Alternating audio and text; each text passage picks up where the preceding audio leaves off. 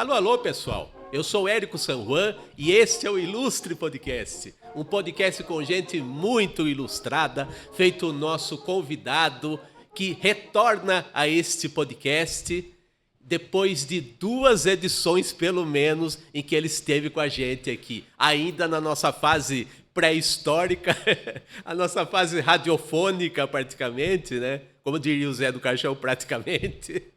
E já vocês vão saber quem é, mas antes temos aqueles recadinhos rapidíssimos, né, de sempre, né? A gente gostaria aqui da TV Metropolitana, nós, da TV Metropolitana de Piracicaba, que você, ilustre espectador, curtisse e compartilhasse aqui o nosso conteúdo.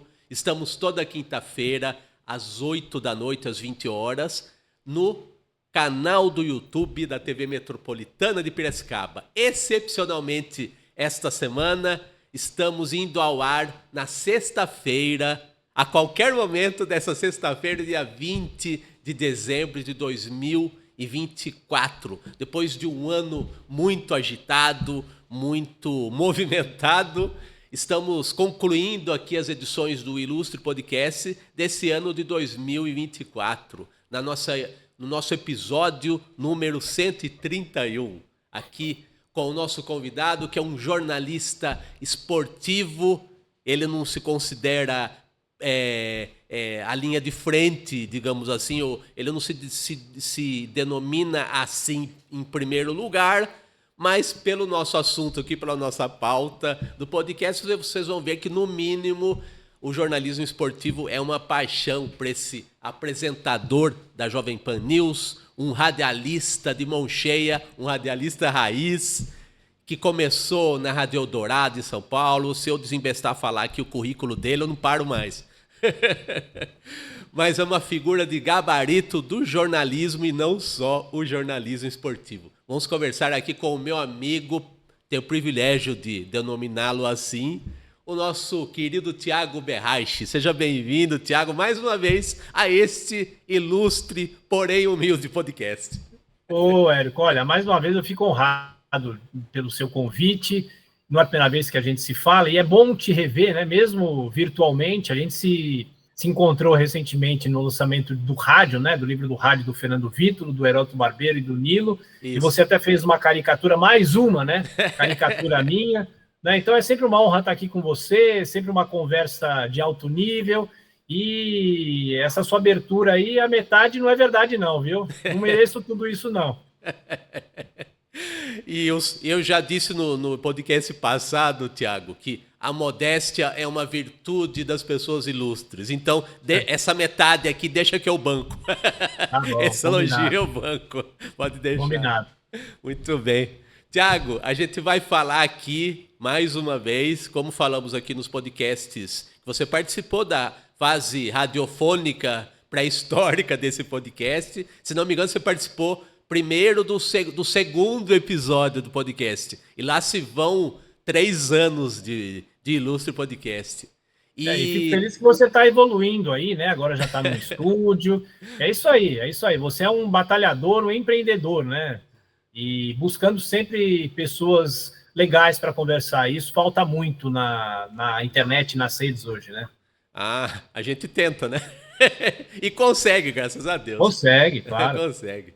Ô, Tiago, eu queria falar aqui de um livro que você gentilmente me presenteou na última vez que nós nos encontramos presencialmente, né, em São Paulo. Eu te levei uma coleção do meu jornal de humor Capial, que eu edito aqui em Piracicaba, na Tribuna Piracicabana, né? A Tribuna Piracicabana que edita esse jornal, e eu coordeno esse jornal Capial, um jornal de humor. E você me deu de presente o seu mais recente livro aqui, o 1994, O Brasil é Tetra, que foi a primeira Copa do Mundo que você e eu nos lembramos muito bem, né? Nós somos da mesma idade, da mesma geração, né? E eu queria saber de você qual foi o percurso de aprendizado que você teve nessa sua recente carreira de escritor, que você passou a soltar um livro atrás do outro, né? Depois desse livro aqui, que é a Biografia das Copas, né? Eu tive o prazer de participar da noite de autógrafos lá, fui te prestigiar em São Paulo, na extinta, infelizmente, na extinta Livraria Cultura. Tinha uma fila gigantesca lá para o pessoal te dar um abraço e adquirir um exemplar da biografia das Copas, né? Essa aqui é a primeira edição, né? Então, Pois é. qual foi o percurso de aprendizado que você sentiu entre esse livro aqui e o 1994? Como é que foi esse percurso aí? Olha, essa pergunta é muito boa, né, Érico? Porque é o seguinte, como você falou na sua abertura, né? Eu me considero mais um profissional de rádio, né? E, claro, pelo meu trabalho lá na Jovem Pan, a Jovem Pan fez toda essa migração para a televisão. Então, e aliás, o estúdio de TV foi inaugurado em 2019, né, dia 20 de dezembro de 2019.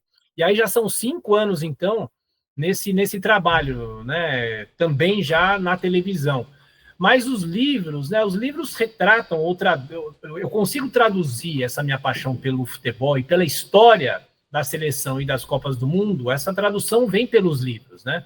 Então, em 2018, eu lancei a Biografia das Copas, que teve um relançamento em 2022.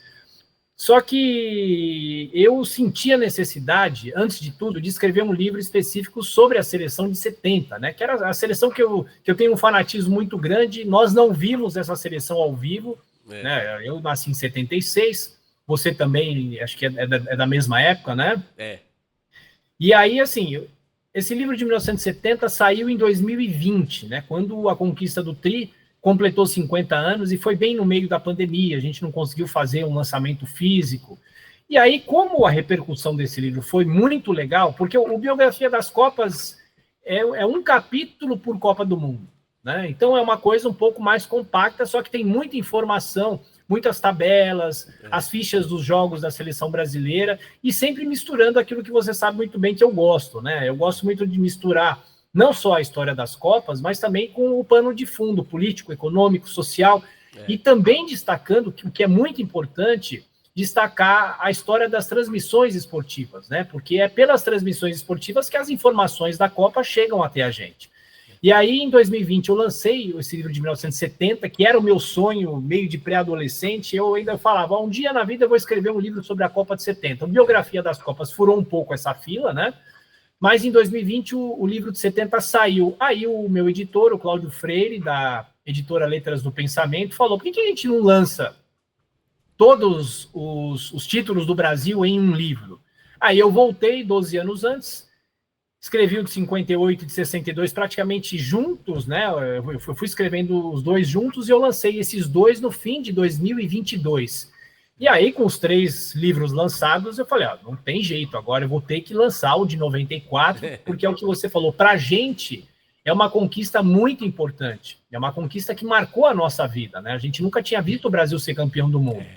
Não só nós, viu, Érico? Se em 70 o Brasil tinha 90 milhões de pessoas, como dizia lá a música do Miguel Gustavo, em 94, eram pelo menos 70 milhões de pessoas que nunca tinham visto o Brasil ser campeão do mundo, né? Então, eu consegui fazer esse livro e você fala do aprendizado, né?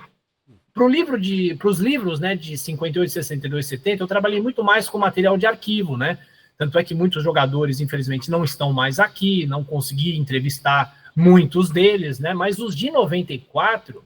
eu conversei com 15 dos 22 jogadores, mais o Parreira, né? Então, para mim, eu acho que jornalisticamente foi um livro muito importante, porque eu cheguei um pouco mais maduro, vamos dizer assim, para escrever esse livro, né, com toda essa bagagem já dos outros 4 que eu tinha nas costas, né? Então, esse livro, para mim, de 94, é um livro muito emblemático, e, obviamente, é o livro dessa série, né, dessa trilogia que virou uma tetralogia, é um livro que eu acho que teve um pouco mais de repercussão, até mesmo entre os jogadores, né? Muitos deles receberam o livro, compartilharam, colocaram foto, gravaram vídeos. O Tafarel gravou um vídeo emocionado com o livro, né?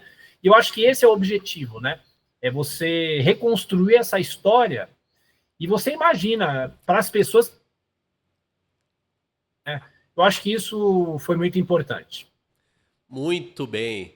Eu acho muito interessante, Tiago, A gente estava conversando fora do ar um pouquinho aqui sobre o livro recente do nosso querido amigo Fernando Vítulo, o nosso entrevistado aqui do podcast da semana passada, né?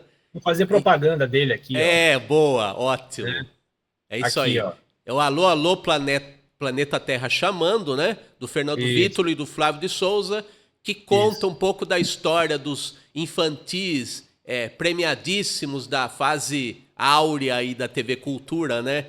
Que o Flávio de Souza, o coautor do livro com o Fernando, foi responsável por muitos desses infantis, né? Que marcaram época na TV, né? O Gloob Gloob, o Rá-Tim-Bum e o Castelo Rá-Tim-Bum, o Mundo da Lua, né?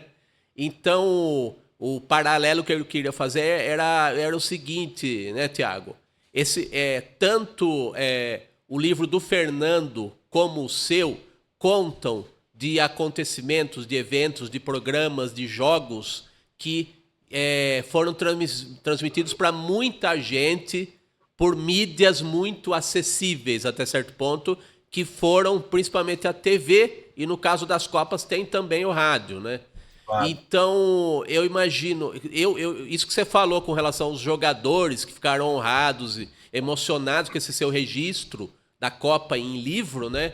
Eu senti a mesma sensação com relação aos atores dos infantis da TV Cultura lá no lançamento do livro do Fernando e do Flávio no MIS, no dia 6 de dezembro em São Paulo, né? Eu tive lá, né, no lançamento e houve um talk show lá com o Heródoto Barbeiro entrevistando o Fernando Vítulo e o Flávio de Souza, né?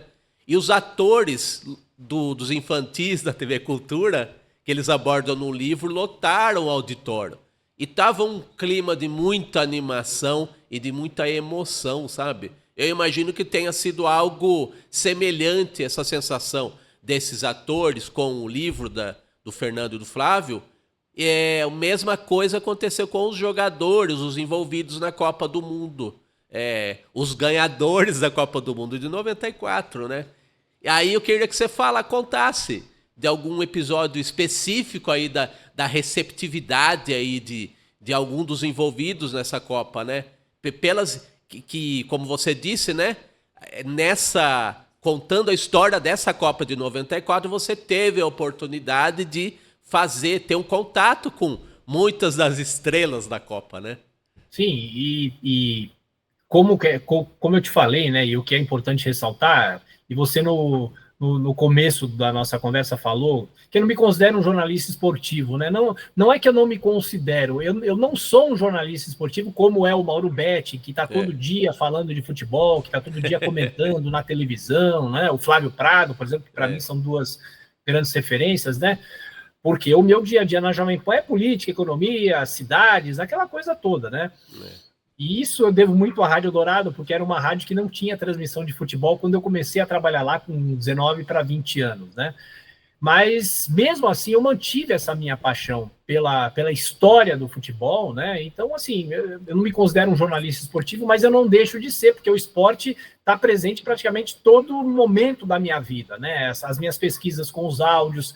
Para quem não sabe, e você já ressaltou isso em outras vezes, todos esses livros têm QR Codes para as pessoas ouvirem as narrações de rádio, porque as narrações fazem parte também da nossa memória afetiva, né? E você citou o livro do Fernando, da TV Cultura, né? A memória afetiva dos telespectadores, né? Revendo essas pessoas que marcaram a época. Um programa que não está no livro, mas porque não tem a ver com o Flávio, né? É o Bambalalão, que é um pouco mais antigo do que esses livros que o Fernando retrata, né? Então você imagina, o Bambalalão faz parte da minha memória afetiva, né? Eu cresci, era moleque, tinha 5, 6 anos assistindo ao Bambalalão. Então você imagina o Fernando registrar em livro o programa que ele assistia e, de uma certa maneira, homenageando os artistas, né? E é mais ou menos o que eu faço, eu homenageio os jogadores. E eu acho que o melhor retorno que eu poderia ter é o seguinte: essa seleção de 94 é uma seleção muito criticada, né? É uma seleção muito atacada, talvez das 5, né, que foram campeãs do mundo da seleção, é talvez a seleção mais atacada pela imprensa e pela torcida. A imprensa era implacável com essa seleção, né? Mas, obviamente, que eu retratei isso, né? Mas eu não deixo de exaltar a importância que esses jogadores tiveram, porque eles recolocam a seleção brasileira no topo do mundo. O Brasil ficou 24 anos sem conquistar uma Copa do Mundo e eles foram lá com todas as adversidades, com o Brasil impactado pela morte do Senna, dificuldades econômicas, o Plano Real entrando em vigor no meio da Copa do Mundo, né? E mesmo com todas as críticas a essa seleção, o Parreira muito contestado pela imprensa, eles foram campeões do mundo, e com toda a justiça. Não tinha outra seleção melhor do que a brasileira nessa Copa de 94. Então eu acho que você ter um jogador como o Tafarel, como o Zete, como o Gilmar Rinaldi, o Gilmar, eu fiz um amigo nesse processo de elaborar esse livro, que o que o Gilmar me ajudou, gente, vocês não têm ideia, né? Entusiasmado, e recentemente eu fui lá no Instituto Ayrton Senna, porque eles doaram a faixa que eles exibiram no dia da final, Senna, Aceleramos Juntos, o Tetra é Nosso, eles doaram para o Instituto Ayrton Senna essa faixa que vai ficar como o Instituto Ayrton Senna, e eu tive a honra de fazer a ponte entre os jogadores e o Instituto, né, com a ajuda também do Alex Rufo, né, que é meu colega lá da Jovem Pan, que é quem escreve o prefácio do livro de 94, que é um especialista super em Fórmula 1, né? Então, todos os jogadores chegam para mim e falam o seguinte: olha, você retratou fielmente, né? Você não critica a seleção brasileira, você exalta a seleção brasileira sem deixar de citar o que a seleção brasileira passou durante todo aquele período, desde as eliminatórias em 93, quando o Brasil perdeu a invencibilidade na história para a Bolívia, lá em La Paz, até a própria Copa do Mundo, né? Então, acho que esse é o maior retorno que eu podia receber, e também o retorno dos leitores, né? Eu já tinha recebido muito retorno de leitores do livro de 70, por exemplo, pessoas mais velhas que acompanharam a Copa do Mundo de 70, a primeira transmitida ao vivo via satélite, mas o retorno dos leitores de 1994, que é o pessoal da nossa geração, né, da minha idade, mais ou menos, quase lá beirando aos 50 anos, a emoção que essas pessoas têm ao ler o livro, né? Isso, para mim, foi a maior vitória que eu tive escrevendo esse livro de 1994. E em 2025 vem o livro de 2002, viu, Érico? Boa! Ô, Tiago, falando, continuando nessa linha aí de a crítica que é excessiva aí, o massacre, posso chamar assim, da imprensa e dos torcedores nessa seleção, né? Que no final, entre mortos e feridos, né, se salvou o título da Copa, né? Então, eles sobreviveram ao massacre e faturaram a taça para nós, né? E eu queria saber de você, nesses livros todos que você fez, você poderia destacar os injustiçados das seleções ganhadoras dos títulos? Porque sempre tem alguém que, de repente, não é devidamente creditado na ajuda aí, na participação na conquista dos títulos todos, né? Pode ter uma figura de bastidores aí que não recebeu o devido crédito, né? E em todas essas épocas aí, são épocas bem distintas que têm em comum esses títulos todos, né? O futebol, eu imagino, pelo que eu vi até nos seus próprios trabalhos, né? Ele se profissionalizou, e eu imagino que em 94, até uma reclamação muito frequente da torcida é que a seleção não jogava bonito, né? Além de ganhar, tem que jogar bonito, né? E o Parreira tinha um cérebro, assim, muito calculista. Não vou dizer frio, mas calculista, né? Tipo, a gente tem que passar por cima de tudo e trazer o título, né? Isso que importa. Jogar bonito ou não, de repente pode até ficar em segundo plano, né? Além de ganhar, o brasileiro exige que a seleção dê um show, né? Então, e o futebol mudou muito ao longo desses títulos todos conquistados pelo Brasil, né? Então, o que você destacaria? Quais as pessoas, as figuras aí que, de repente, não se diz tanto delas, não se destaca tanto o papel delas nos títulos, nas Copas conquistadas pelo Brasil? Quais são os injustiçados das Copas do Brasil? Essa questão é interessante porque, veja, em 1994, a seleção chega com peso nas costas, né, da ausência de títulos, né? Foram 5 Copas perdidas, aliás, é o mesmo número que o Brasil vai chegar agora em 2026, foram 5 Copas perdidas e vai saber se o Brasil tem condições de ganhar essa Copa do Mundo de 2026, mas essa é uma outra questão, essa é uma outra discussão. Essa seleção de 94 é uma seleção que abre portas, porque o Brasil tem 2 eras douradas ou de ouro na história das Copas do Mundo, né? 58, 62, 70, ou seja, são 3 Copas em 4 disputadas, e você tem 94, 98 e 2002, quando o Brasil vai para a final 3 vezes seguidas, e ganha dessas 3 Copas, o Brasil ganha 2, né?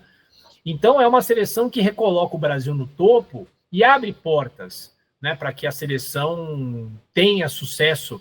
Obviamente perdeu 98 naquela discussão do Ronaldo doente na final, mas a seleção da França era uma baita seleção, com Zidane, grandes jogadores, né? E aí em 2002, eu também já estou com a pesquisa fresca na cabeça, né? O livro já está 85% pronto, né?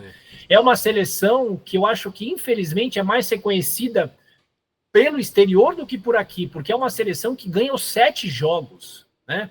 Desde 1974, quando a Copa, para se conquistar o título, a seleção precisa fazer 7 jogos, é a única seleção que ganhou os 7. Né? Então a seleção de 2002 precisa também ser reverenciada e tem toda a história de superação do Ronaldo. Né? Agora, eu acho que a seleção de 94 como um todo é uma seleção infelizmente injustiçada. Eu acho que com esses 30 anos do título do Tetra, né, da conquista do Tetra, se falou muito dessa seleção, então eu acho que talvez esteja havendo uma releitura do que essa seleção representou, até porque a seleção atual é muito ruim, né, vai muito mal, então as pessoas pegam, poxa vida, a gente criticava a seleção de 94 de barriga cheia, né? Obviamente, pode não ter sido um futebol que agradou, o Parreira foi talvez extremamente cauteloso, talvez sim, né? Hoje é muito fácil você olhar para trás e falar, o Parreira poderia ter sido menos cauteloso, podia ter colocado o Ronaldo, que ainda não era o Ronaldo fenômeno, né? Mas naquele terceiro jogo da primeira fase contra a Suécia, para jogar e tal. Só que assim, o Parreira, muito pragmático, ele fez o que tinha que fazer. Agora, eu acho que um jogador que é muito injustiçado, até porque ele foi crucificado em 1990, só que ele voltou, deu a volta por cima e foi o capitão da seleção de 94 e ergueu a taça, né? Ou seja, a imprensa teve que engolir o Dunga, né? Porque ele foi rotulado de Era Dunga, né? O futebol praticado na Copa de 90 era o resultado da tal da Era Dunga, né? E aí tá até saindo um documentário, né? Mostrando um outro lado do Dunga e tudo mais. Então eu acho que o Dunga, infelizmente, foi muito injustiçado, né? E ele sempre é reticente em conversar com a imprensa. Eu, infelizmente, não consegui falar com ele para o livro, né? Ele chegou a me dar algumas sinalizações, mas ele não quis dar entrevista, né? Até pelo fato dele achar que eu só ia falar sobre e o fracasso de 90, e o fracasso de 90, não. Eu ia fazer um trabalho para exaltar o Dunga. E como eu trabalho, claro, com o arquivo, né? Tem falas do Dunga no livro, obviamente tem falas de todos os jogadores, né? Mas eu acho que, quem sabe, né? Com o passar dos anos, a gente faz um trabalho de recuperar a imagem, né? De mostrar, né? Agora, você perguntou os injustiçados das outras Copas, né? Eu acho que em 1958, por exemplo, o técnico do Brasil, que é o Vicente Feola, ele fica muito à sombra do Paulo Machado de Carvalho, que é o técnico da delegação brasileira, que é quem esquadrinhou todo o programa, né, todo o planejamento para o Brasil finalmente conquistar uma Copa do Mundo, né? Então eu acho que o Feola é muito escanteado nessa discussão sobre a Copa de 58, né? Se fala, obviamente, do Pelé, do Garrincha, do Didi e do próprio Paulo Machado de Carvalho, com todos os méritos, né? Mas em relação ao Feola se fala muito pouco, e o Feola assumiu o cargo da seleção. A gente fala muito do Zagallo, né, que assumiu a seleção de 70, faltando 78 dias para a estreia do Brasil, mas o Feola assume a seleção em fevereiro de 58. Ele também teve pouquíssimo tempo para trabalhar a seleção, né?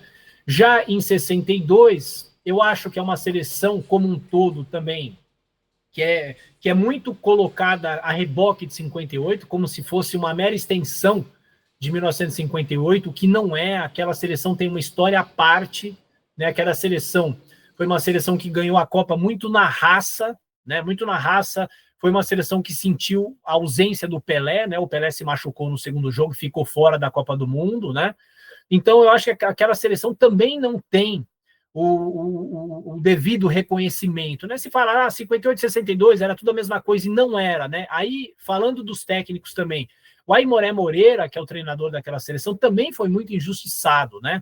No meu livro, eu tiro aquela mística que o Aimoré só assumiu a seleção porque o Feola ficou doente. Isso não é verdade, né? Não vou me estender nessa explicação aqui, mas o Feola saiu da seleção no fim de 1960 porque ele quis.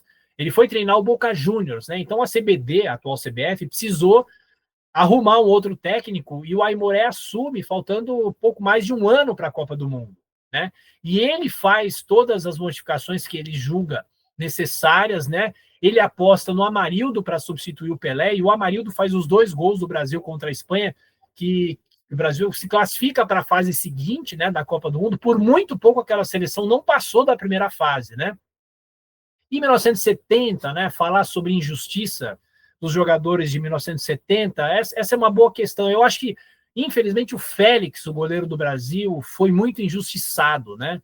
Foi muito criticado. E aqui eu faço uma reverência à Patrícia Venerano, né, uma das filhas do Félix, quem mantém a imagem do Félix viva, né? E eu costumo falando para ela e falo para todo mundo, né? O Félix marcou pelo menos um gol em cada jogo, né? Isso quer dizer o seguinte, que ele fez pelo menos uma defesa milagrosa em cada jogo, né? Que eram gols praticamente certos, né? Então, acho que o Félix, infelizmente, é um dos grandes injustiçados daquela seleção de 1970. Um goleiro ruim, goleiro que saia mal, que não sei o quê. Mas, gente, ele é só, entre aspas, o goleiro da seleção de 70, que é a maior seleção que o Brasil teve em todos os tempos, né? Por mais que a gente discuta sobre o brilhantismo da seleção de 82, né? Que é uma seleção que também marcou a nossa geração. E só para fechar, Érico, você sabe que jornalista fala que nem uma praga, né? Excelente, excelente. O que é uma injustiça também, voltando a 1994, é ficar falando o seguinte, como que um jogador como o Zinho pode ser campeão do mundo e o Zico não é, né? Como que a seleção de 94 é campeão do mundo e a seleção de 82 não é? Né? Eu acho isso uma injustiça. É uma injustiça com a seleção de 82, que foi uma seleção brilhante, mas que por um acaso do futebol, por um capricho do futebol, não foi para frente na Copa do Mundo. Perdeu da Itália para um jogador chamado Paulo Rossi, que fez 3 gols no mesmo jogo, né?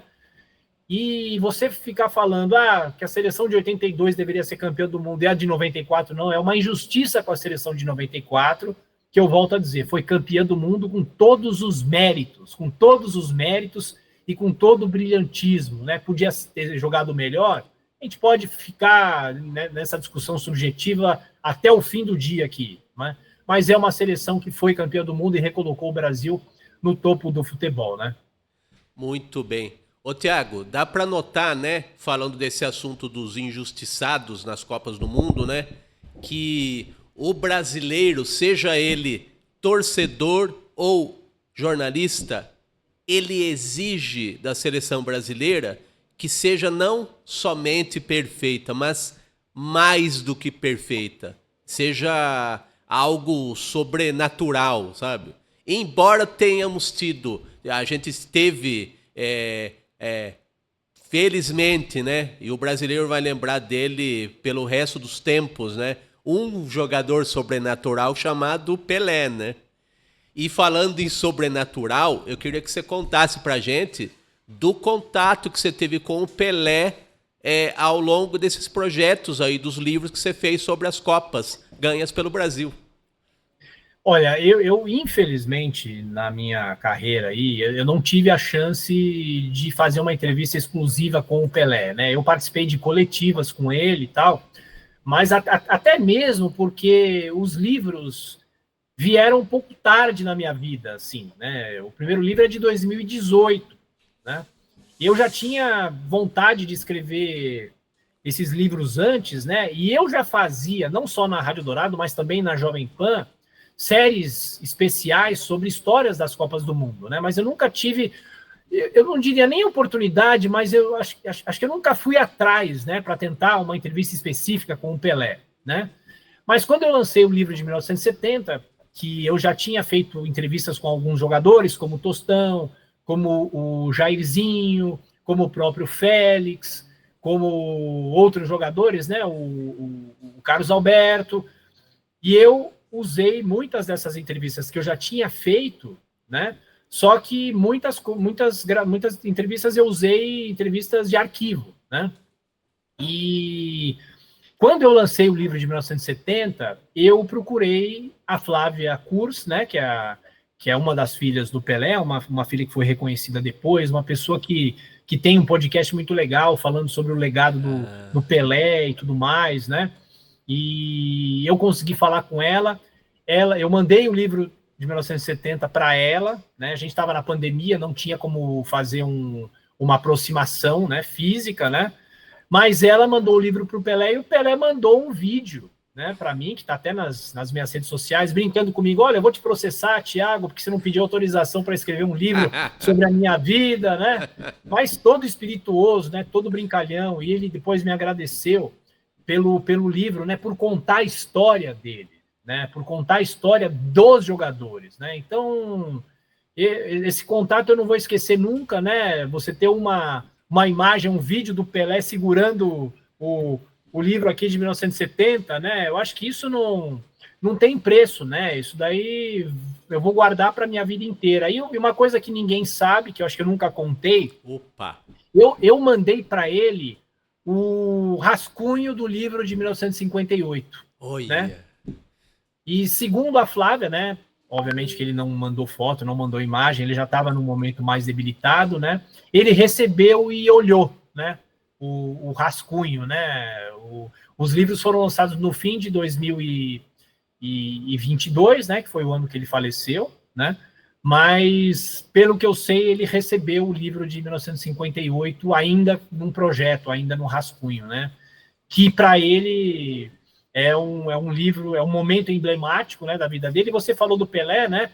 O Brasil teve muitos fracassos até 1958, né, quando o Brasil é campeão, com o surgimento do Pelé, do Garrincha e outros jogadores fantásticos, né? Eu costumo dizer o seguinte: o Pelé, aliás, quando o Pelé morreu, eu postei isso nas minhas redes sociais, né? O Pelé é o maior embaixador que o Brasil já teve, né? Por meio do futebol, né? As pessoas conhecem o Brasil por causa do Pelé e por causa do futebol. A Europa, em 58, não sabia nem onde ficava o Brasil.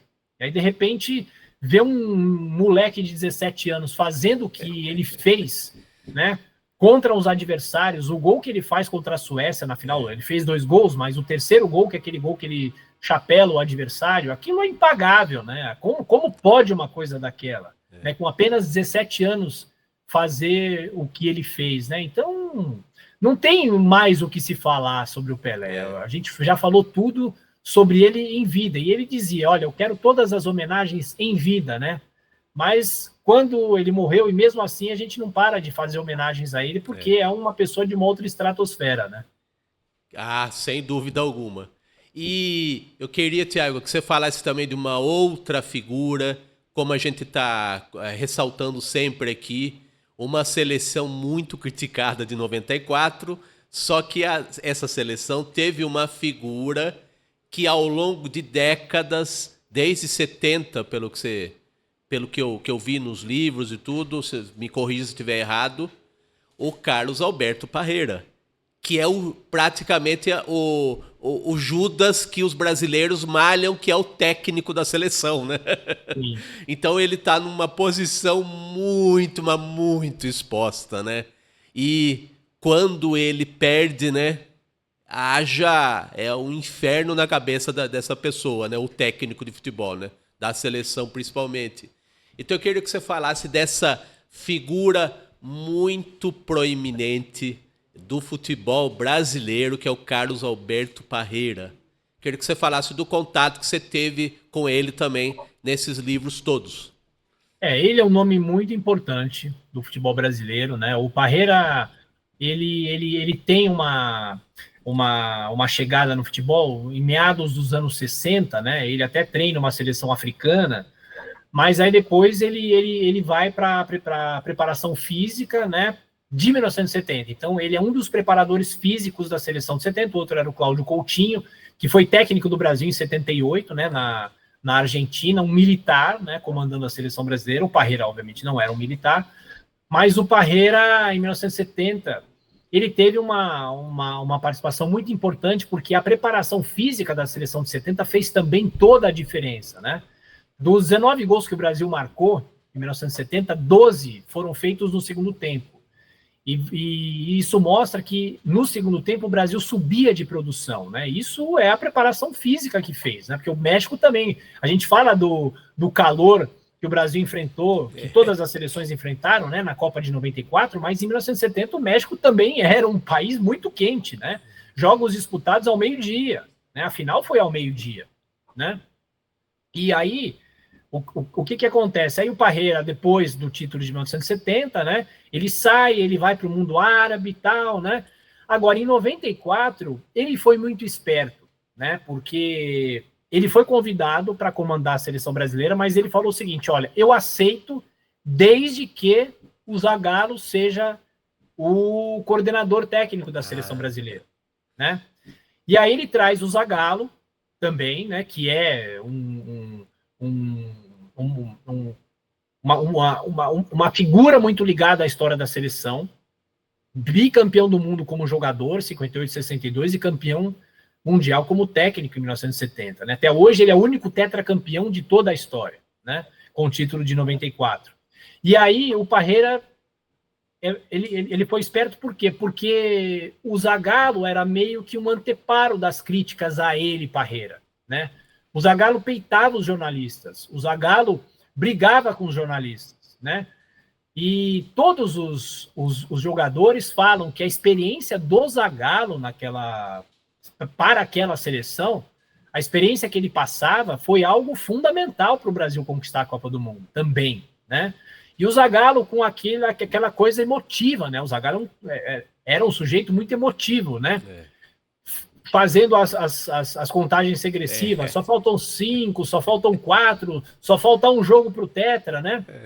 E o Parreira, ele tinha o Zagallo como anteparo, né? E eu tive 2 contatos com o Parreira, né? O primeiro foi quando eu lancei o livro de 1970, que eu mandei para ele, tem até a foto dele com o livro no meu Instagram, né? E aí ele me escreve uma frase que eu não esqueço nunca. Ele falou, Thiago, olha, muito obrigado por contar essa história, porque passou um filme pela minha cabeça e a seleção de 70 é um case de sucesso. Foi o termo que ele usou para mim. A seleção de 70 é um case de sucesso. E em 94, né? Claro, eu mandei o livro para ele quando eu lancei o livro, né? Infelizmente ele já estava um pouco mais debilitado, né? Por causa da saúde, mas graças a Deus ele se recuperou aí do câncer que ele teve, né? E eu dessa vez eu entrevistei o Parreira, né? E depois, eu não sei porque o WhatsApp dele desapareceu, aí eu falei com a filha dele mandou o livro para ele tirou uma foto com o livro, né? Então, eu acho que ele é um técnico que precisa ser reverenciado também, por mais que o brasileiro o critique. E só uma coisa, o Parreira pensou 2 vezes naquela jornada para a Copa do Mundo, né? Em deixar o comando da seleção. E um outro adendo, das 5 seleções brasileiras campeãs do mundo, o Parreira é o técnico que mais teve tempo para trabalhar a seleção. O Parreira assume a seleção no segundo semestre de 1991. Ou seja, ele teve 3 anos praticamente para comandar a seleção. Então, ele ficou mais tempo nesse comando da seleção e, consequentemente, ele foi o mais criticado, né? Por causa do tempo, né? O Filipão assume a seleção faltando 1 ano antes para a Copa de 2002. Então, no meio das eliminatórias, o Parreira pensou em deixar a seleção, mas os jogadores não deixaram, né? Os jogadores foram conversar com ele, olha, professor, estamos juntos com você, mesmo na derrota, estamos juntos, né? E depois que o Brasil se classifica para a Copa do Mundo, naquela vitória emblemática contra o Uruguai, no Maracanã, né? Quando o Romário vem como o salvador da pátria, ele também colocou em dúvida. Aí talvez eu achei que pudesse ser um pouco mais de de jogo de palavra dele, né? Ah, eu não sei se eu vou para a Copa do Mundo, mas ele titubeou um pouco também. Ele falou, não aguento mais tantas críticas, né? Mas, claro, se ele cumpriu o objetivo de classificar a seleção, ele teria que comandar o Brasil na Copa do Mundo e efetivamente foi o que aconteceu. Muito bem. E já que a gente está falando de uma Copa, a de 94, Thiago, que tanto eu como você temos lembranças muito vivas dessa Copa, né? Eu queria saber o que você estava fazendo em 1994, claro, além de ter acompanhado as Copas, como era o Thiago de 1994, o Thiago que felizmente vibrou aí com uma conquista do Brasil em 94. Como você era em 1994? Olha, eu tinha 17 anos, eu fiz 18 anos, ô Érico, na sexta-feira antes da final da Copa. Eu faço aniversário dia 15 de julho e a final foi no dia 17 de julho, né? Eu estava no terceiro colegial na época, né? A gente chamava de terceiro colegial, no colégio, né? Ainda. Eu já queria ser jornalista, né?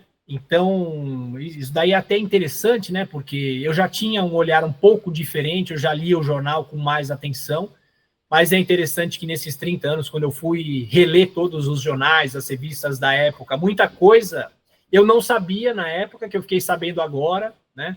A gente pode até falar disso depois, né? De alguns detalhes, né? Daquela Copa do Mundo, que agora, com 30 anos depois, já jornalista, enfim, você olha as coisas com outro olhar, né? Então foi isso. Em junho, eu ainda estava naquela fase de provas, né? Da escola, né? Do colégio. Eu me lembro que a Copa do Mundo começou numa sexta-feira, com 2 jogos, né? Alemanha e Bolívia. E depois, à noite, teve o jogo da Espanha com a Coreia do Sul, que a Espanha e a Coreia empataram por 2-2. Né? E o Brasil estreou na segunda-feira seguinte, né? E eu ainda estava naquela fase de provas, né? Aí eu entrei em férias, né? Começou o mês de julho, a Copa vai de 17 de junho a 17 de julho. Aí você imagina, né? Foi um momento que eu me internei na minha casa. Foi a primeira Copa que eu gravei na fita VHS todos os jogos, não da seleção brasileira apenas, mas todos os 52 jogos. A Copa ainda era disputada por 24 seleções, né? Não era 32 seleções até agora, 2022, antes desse inchaço maluco aí que a FIFA vai fazer, né? Que eu discordo, desaprovo, né? Mas enfim, eu ficava o dia inteiro, né? Na frente da televisão, vendo os jogos de madrugada, revendo os jogos, revendo a fita VHS, que não tinha YouTube, não tinha internet, não tinha nada, né? Então, tudo faz muito parte da minha memória. Tinha um programa que eu até cito no livro, né, no capítulo específico sobre a cobertura da imprensa, que era o Jô na Copa. Né? Você tinha o Jô 11h30 lá do SBT, mas ele vai para os Estados Unidos e cria o Jô na Copa, que era uma mesa redonda muito interessante, que passava de madrugada, inclusive, né? Então eu ficava ligado 24 horas na Copa do Mundo, né? Então o Thiago era esse, o Thiago de 94 foi aquele que, um pré-jornalista, vamos dizer assim, e que viveu tudo aquilo muito intensamente, né? Eu tenho lembranças, imagens de todos aqueles momentos que a gente viveu, né? E na final da Copa, é um dia muito emblemático para mim, porque meu pai, sempre fanático por futebol, né? Ele me contava as histórias, né? Do Brasil campeão de 58, 62, 70. Meu pai nasceu em 1940, meu pai se lembra da derrota do Brasil em 1950, veja só, né? Ouvindo pelo rádio. Né? Então eu falava, nossa, meu pai é um privilegiado, ele assistiu 3 vezes o Brasil ser campeão. Será que eu nunca vou ver o Brasil ser campeão do mundo, né? E naquele dia, 17 de julho de 94... finalmente, né, eu e você, 70 milhões de brasileiros, todos nós vimos o Brasil ser campeão mundial, Érico. Que maravilha. E você citou do seu pai se lembrar da derrota com 10 anos de idade e ouviu pelo rádio, né? E nós já somos do tempo que acompanhávamos rádio, mas a TV já estava muito forte na nossa vida, né? E falando nisso, em rádio, em TV, eu queria saber de você, Thiago, você que é um exímio arquivista, né? De áudios, de tudo relacionado, de jornais, como você falou, você gravou a Copa em não sei quantas fitas VHS, né? A Copa de 94. Eu imagino o quanto deve ocupar na sua casa o seu acervo de Copas do Mundo, né? E eu queria saber de você, do tempo em que você se lembra das transmissões de jogos, aí não precisa ser só de Copa, enfim, de futebol em geral. Quais são os comunicadores, os locutores que você tem lembrança como espectador ou como ouvinte que te marcaram mais? E nas suas pesquisas, quais você descobriu que foram geniais aí? Os comunicadores das Copas do Mundo. Essa pergunta é muito legal, né? Porque esse é um trabalho que vem junto, né, com essas pesquisas sobre a história das Copas do Mundo, né, e do futebol também. Agora, você falou sobre o meu acervo, né? O meu acervo passou por algumas transformações. Eu comecei a gravar os compactos, os gols, os programas esportivos em 1990, né? O primeiro programa que eu gravei foi um programa especial da TV Cultura sobre os 50 anos do Pelé, em 1990, né? Aí eu fui gravando, não tinha YouTube, não tinha internet, não tinha nada. E em 2003, quando eu comprei o meu primeiro DVD gravável, veja só, eu tinha na minha casa 500 fitas VHS. Né? Olha só. Em média, cada fita com 6 horas de gravação. Nossa. Porque a fita era um artigo caro, né? E a gente tinha que gravar na velocidade mais lenta, que era o EP ou o SLP, que infelizmente isso prejudicava a imagem, mas enfim. Mas você tinha uma fita VHS com 6 horas, né? Então você perguntou, quantos jogos cabem, né, numa fita dessa, né? São 2 jogos e meio, quase 3 jogos de Copa do Mundo por fita, vamos dizer assim, né? E aí, em 2013, eu comprei o meu primeiro DVD gravável, e aí eu tive a dura missão, eu já trabalhava, né, na época, eu já não tinha muito tempo para ficar em casa fazendo isso, eu levei 6 anos para digitalizar essas quase 600 fitas VHS para o DVD, né? Isso me gerou cerca de 2.500 DVDs, né? E gravando as coisas atuais, entendeu? Eu continuo gravando as coisas atuais.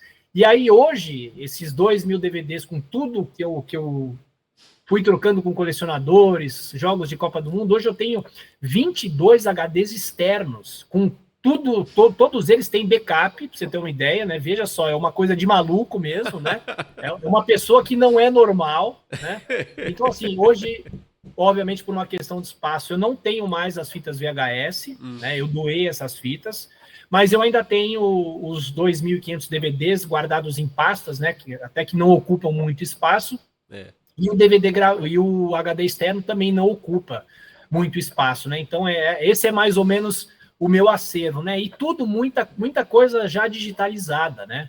Muita coisa digitalizada, muita coisa no Spotify, muitos áudios no Spotify. Então, os livros te levam para QR Codes do Spotify, né? Então, mas se a pessoa digitar o meu nome no Spotify, você vai ver todas as minhas playlists lá de Copa do Mundo, de acervos e de gravações, né? Agora, você perguntou mais uma coisa que eu já esqueci, veja só. Eu perguntei a respeito dos seus comunicadores, aí, os locutores. Vamos lá, olha só. Olha, como eu nasci em 76 e eu cresci nos anos 80 e 90, né? Para mim, o grande narrador de rádio, o José Silvério. Né? Para mim, aquela turma da Jovem Pan dos anos 90, comecinho dos anos 2000, né? Porque o Silvério já em 2002 já estava na Bandeirantes, o quarteto, né? Na verdade, um quinteto, né? O Silvério narrando, o Flávio Prado comentando, o Vanderlei Nogueira, que eu tenho a honra de trabalhar com ele até hoje, né? Para mim, o maior repórter de campo que eu já ouvi, né? Um showman total, né? Um sujeito muito bacana de se trabalhar e de conversar. O Quartarolo, né? Um baita jornalista. Que é piracicabano, Thiago.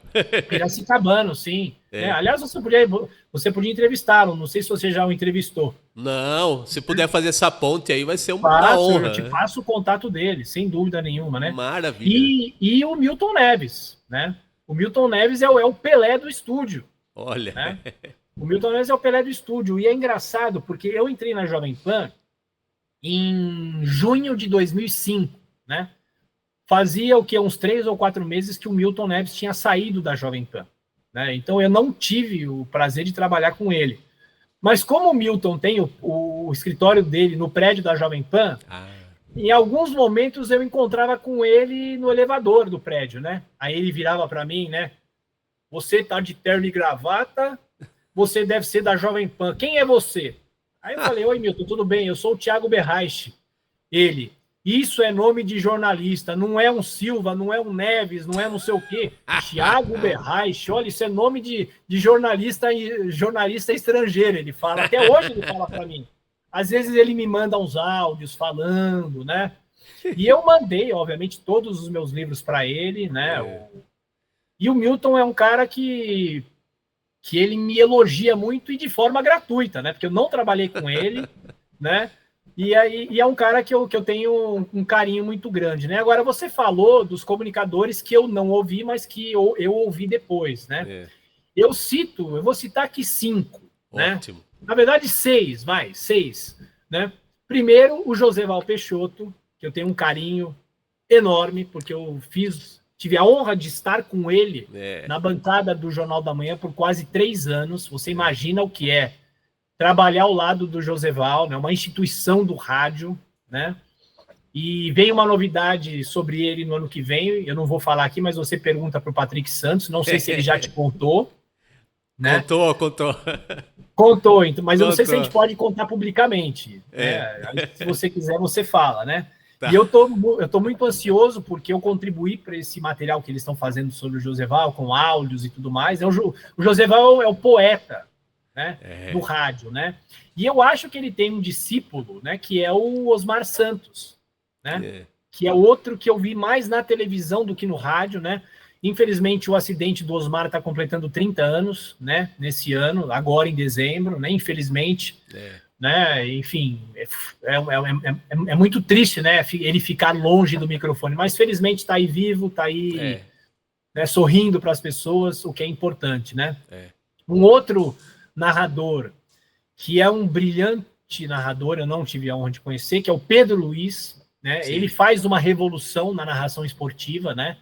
Porque ele tem uma descrição precisa do lance, né? Ele fala, a bola está com o Pelé, mas do lado dele ele tem o Vavá, tem o Garrincha, tem o Zagallo, tem o Didi, ou seja, ele dá o quadro todo, né? O quadro todo da cena do jogo, né? O Fiore Giliotti, que é um poeta também, né? Um cara que floreava muito, né? Mas que também tinha uma narração muito marcante, né? Então já citei Joseval, o Osmar, o Fiore, o Pedro Luiz. Eu vou estourar essa lista. No meu livro de 1970, eu me aproximei muito da filha do Oduvaldo Cosi, que é um narrador icônico da história do Rio de Janeiro, né? Mas que ele trabalhou também na Tupi, então ele era um locutor nacional, né? Ele foi do rádio para a televisão, é outro locutor que era chamado de O Professor, né? Porque era muito inteligente, né? Ele tinha muitas palavras rebuscadas, né? E eu vou citar mais 2, né? O Valdir Amaral, né? Do Rio de Janeiro, né? Que bordões muito legais, né? Tem Peixe na Rede, 10 e a camisa dele, né? E o Jorge Cury, que é um narrador que marcou época na Rádio Nacional, né? Narrou de 1950 até 1982, né? De Copas do Mundo, e ele tem uma das vozes mais brilhantes, uma voz potente, né? Para mim, o gol de cabeça do Pelé na final de 1970, o primeiro gol, ele dá ele grita de um jeito, Pelé, camisa número 10, né? É emocionante. Então, esses são alguns narradores esportivos que marcaram época no rádio, principalmente, né? Aí, se a gente for para a televisão, tem que citar o Silvio Luiz, tem que citar o Galvão, tem que citar o Luciano do Vale, né? Dá um outro podcast só falar dos narradores esportivos aqui, viu, Elmo? Dá sim, viu, Thiago? Tanto que você esteve com o Galvão num Roda Viva, né? Isso, esse ano. Foi muito legal, muito bacana, né? Porque ele é um ícone, né? Goste ou não goste, né? É igual Milton Neves, né? Tem gente que não gosta, só que assiste com ele, ouve com ele. Né? Exatamente. Enfim, né? E outra, tem muita gente que não gostava do Galvão que está sentindo falta dele nessa ausência dele da televisão. Ele parece que vai voltar, vai narrar Fórmula 1 na Bandeirantes. Espero que volte, viu? Espero que volte. Maravilha. Tiago, para a gente fechar aqui, claro, a gente ficaria horas conversando. Olha, o assunto, como você falou, jornalista fala muito, mas que bom que a gente uma fala de conteúdo e não tem preço que pague também para mim, que uma conversa que a gente possa ter uma conversa que a gente, como de vez em quando em São Paulo a gente tem, breve ou longa, mas sempre vale muito a pena, viu? Então já te agradeço de antemão. Imagina. E para terminar, eu queria que você falasse aí, você já cantou a bola mais ou menos aí, dos projetos futuros, né? O seu objetivo é mapear em livro todas as Copas que o Brasil ganhou, né? Sim, o livro de 2002 já está praticamente pronto, né? Eu só aguardo ainda a possibilidade de falar com outros jogadores, né? Eu falei, acho que com 7 ou com 8, né? Muito ajudado pelo Vampeta, que trabalha lá na Jovem Pan comigo, né?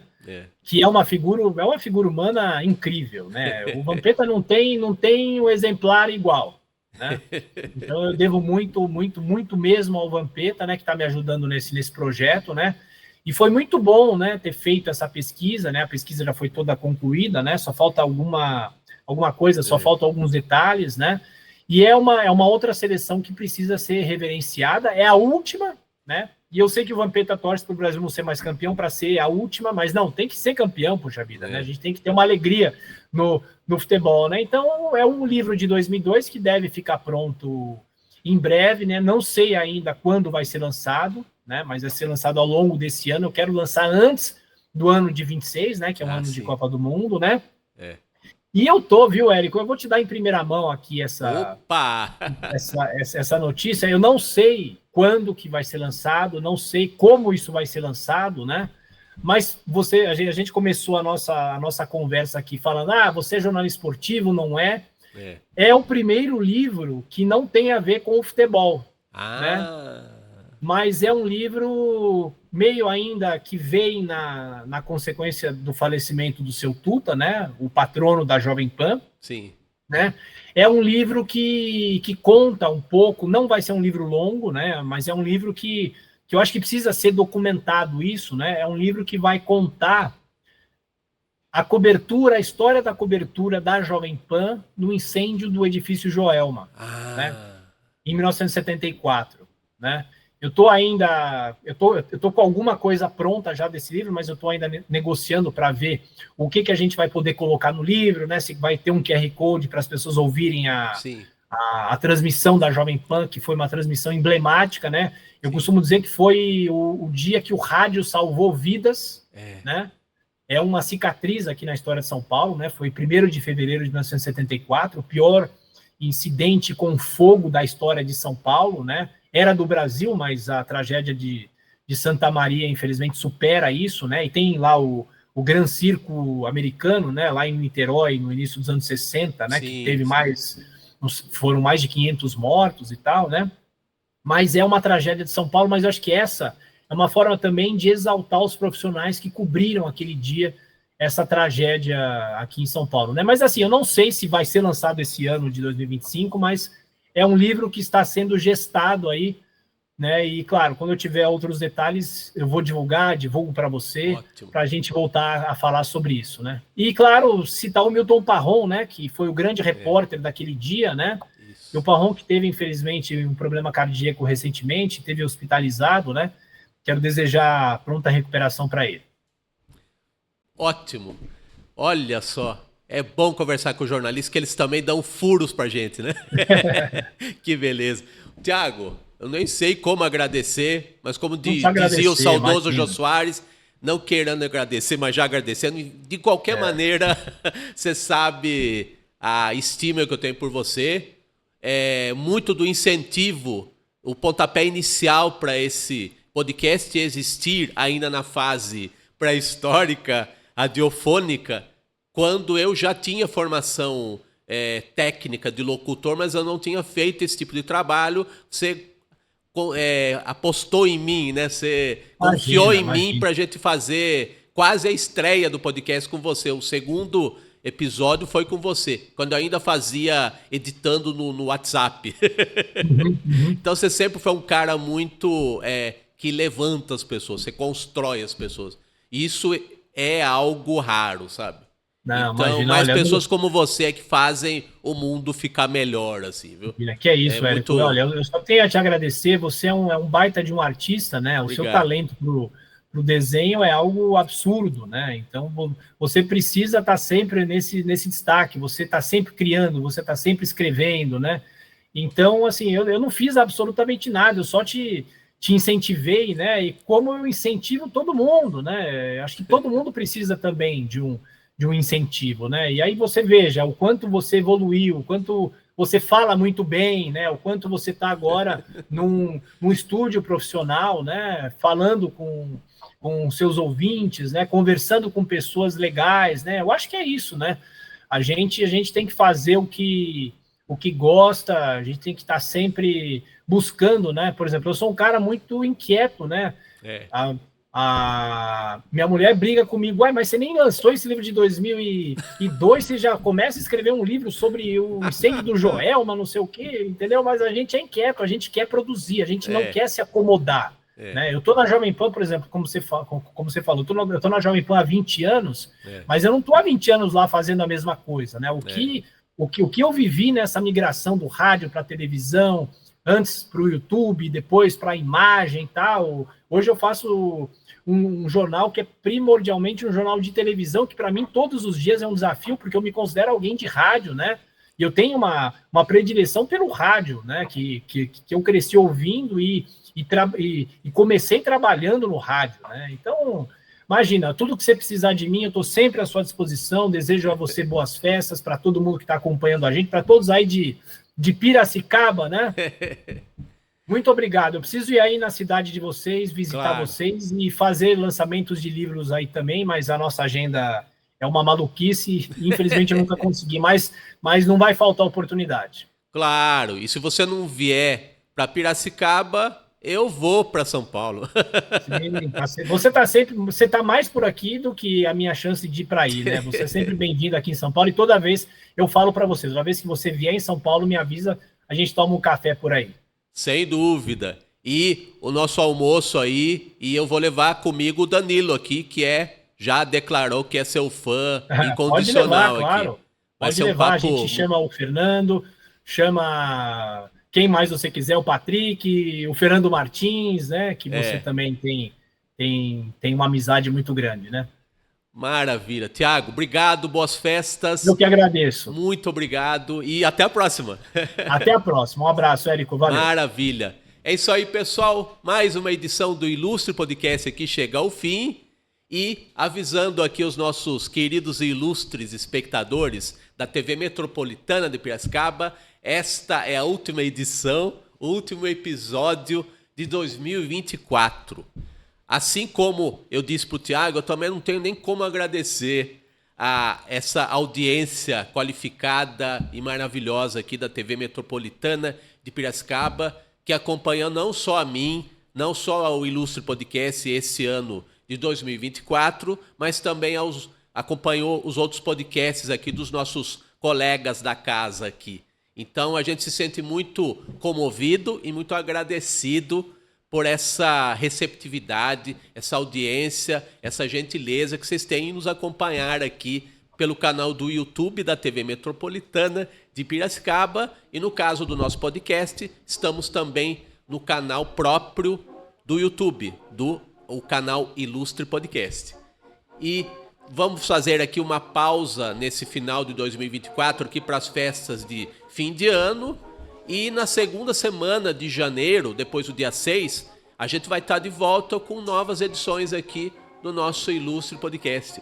Um podcast que é a cara do nosso ilustre espectador aqui, que vai sempre trazer pessoas ilustres e ilustradas, como todos os nossos queridos convidados aqui desse tempo todo, desse 1 ano e meio, mais de 1 ano e meio que estamos aqui em versão videocast, aqui na nossa TV Metropolitana de Piracicaba.